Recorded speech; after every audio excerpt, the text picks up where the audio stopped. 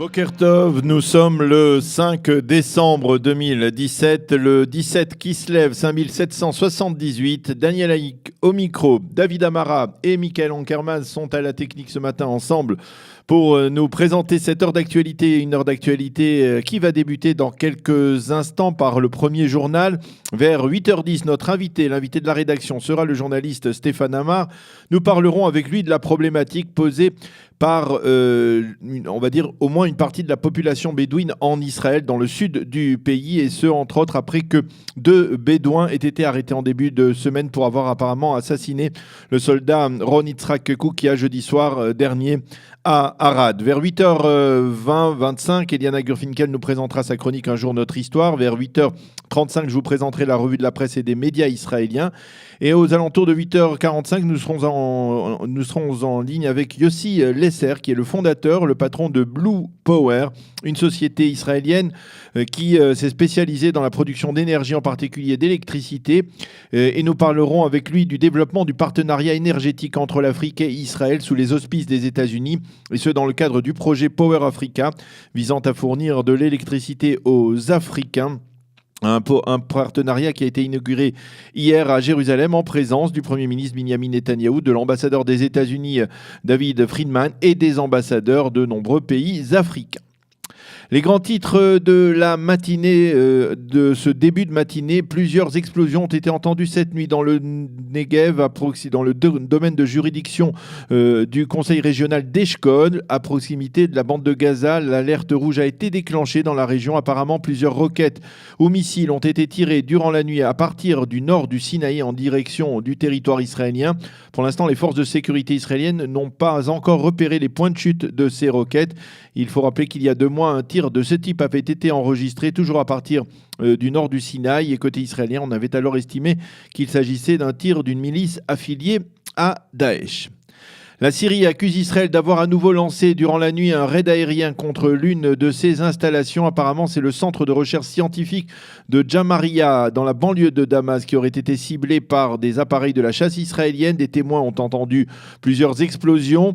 Les Syriens affirment avoir intercepté, à l'aide de leur système de défense, une partie des missiles tirés par les avions israéliens. Mais cette information n'a pas été confirmée, bien entendu, pour l'instant, côté israélien.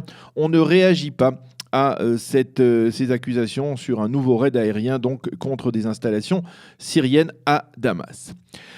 Donald Trump a décidé de ne pas encore décider concernant le transfert de l'ambassade des États-Unis de Tel Aviv à Jérusalem. Le président avait jusqu'à hier soir pour signer le fameux décret lui permettant de repousser la résolution du Congrès obligeant l'administration américaine à transférer l'ambassade de Tel Aviv à Jérusalem. Une résolution qui, je vous le rappelle, date de 1995, mais il n'a donc pas signé ce décret. Dans son entourage, on affirme qu'il prendra une décision en ce sens dans les prochains jours. On attend maintenant de voir comment, côté israélien, le président affirmera, s'il affirmera ou non, sa reconnaissance de Jérusalem comme capitale de l'État d'Israël, et ce dans le cadre d'une allocution importante qu'il doit prononcer demain. Ce serait une véritable catastrophe, a déclaré pour sa part le président turc Tayyip Erdogan en réagissant à cette intention du président américain. Il faut rappeler ou remarquer que le président français Emmanuel Macron a téléphoné durant la nuit au président Donald Trump pour lui exprimer son inquiétude de le voir proclamer Jérusalem comme capitale de l'État d'Israël. La police a réussi à résoudre l'enquête sur l'assassinat du soldat Ron Yitzhak Koukia, Zichrono Livracha, assassiné jeudi soir à Arad. Elle a arrêté en début de semaine 2 bédouins qui ont reconnu les faits. Nous allons en reparler dans quelques instants avec l'invité de la rédaction, le journaliste Stéphane Amar. La police affirme disposer d'enregistrements très compromettants pour le président de la coalition gouvernementale, le député Likoud David Bitan, dans l'affaire de corruption immobilière liée à la municipalité de Rishon LeZion. Bitan aurait reçu dans son compte d'importantes sommes d'argent sans que leur provenance ne soit logiquement expliquée. Mais en dépit de ces informations et des soupçons qui pèsent également sur son épouse, David Bitan a affirmé qu'il n'avait pas l'intention de démissionner de la Knesset. D'une affaire à l'autre, le témoin à charge dans l'affaire des sous-marins allemands, Mickey Ganor, affirme qu'il a déposé une somme de commission importante dans un compte du Crédit Suisse en Suisse, une somme qui était destinée à l'avocat David Shimron, qui était son associé dans cette affaire, mais qui est aussi le proche conseiller et l'avocat familial du Premier ministre Binyamin Netanyahou.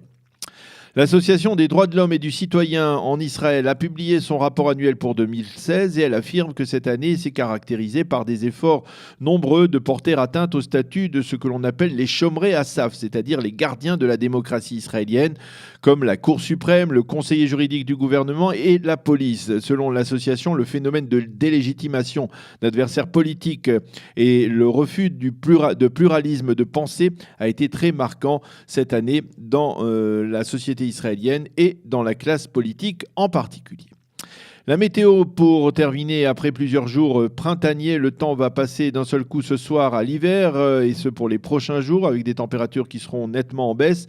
Mais aujourd'hui, le temps sera encore satisfaisant avec des températures relativement élevées. Il fera 18 degrés à Jérusalem, 29 à Tel Aviv et 29 degrés à Eilat. C'est la fin de ce journal.